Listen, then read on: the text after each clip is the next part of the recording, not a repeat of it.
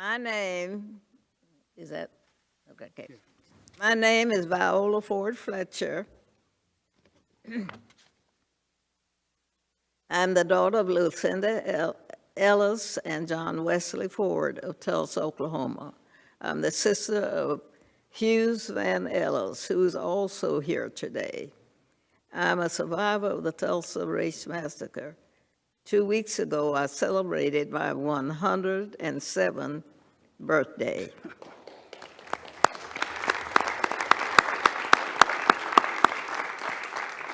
Today, I'm visiting Washington, D.C. for the first time in my life. I'm here seeking justice, and I'm asking my country to acknowledge what happened in Tulsa in 1921. On May 31st in 21, I went to bed in my family's home in Greenwood, neighbors of Tulsa. The neighborhood I felt asleep in that night was rich, not just in terms of wealth, but in culture, community, heritage, and my family had a beautiful home. We had great neighbors, and I had friends to play with. I felt safe. I had everything a child could need. I had a bright future ahead of me. Greenwood could, excuse me, yeah. Still, Greenwood should have given me the chance to truly make it in this country. Within a few hours, all of that was gone. The night of the massacre, I was awakened by my family. My parents and 5 siblings were there. I was told we had to leave, and that was it. I will never forget the violence of the white mob when we left our home. I still see black men being shot, black bodies lying in the street. I still smell smoke and see fire. I still see black businesses being burned. I still hear airplanes flying overhead. I hear the screams. I have lived through the massacre every day. Our country may forget this history, but I cannot. I will not, and other survivors do not, and our descendants do not. When my family was forced to leave Tulsa, I lost my chance of an education. I never finished school past the 4th grade.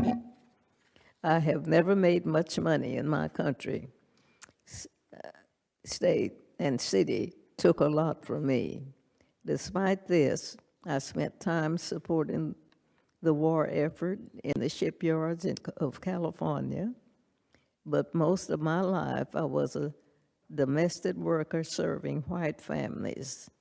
I never made much money, but to this day I can barely afford my everyday needs. All the while the city of this Tulsa have unjustly used the names and stories of victims like me to enrich myself and its white allies through the 30s million raised by the Tulsa Centennial Commissioner while I was continued to live in poverty. I am a 107-year-old and have never been seen justice. I pray that one day I will. I have been blessed with a long life and have seen the best and the worst of this country. I think about the terror, horror inflicted upon black people in this country every day. This subcontinued committee has the power to lead us down a better path. I'm asking that my country acknowledge what has been happened to me, the traumas and the pain, the loss, and I ask survivors and descendants to be given the chance to seek justice, open the door.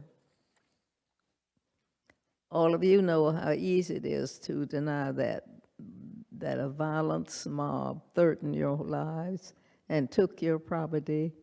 For 70 years, the city of Tulsa and its stream of commerce told us that the massacre didn't happen. like we didn't see it with our own eyes. You have me here right now. You see Mother Randall, you see my brother Hughes Van Ellis. We live this history, and we can't ignore it. It's our lives with us.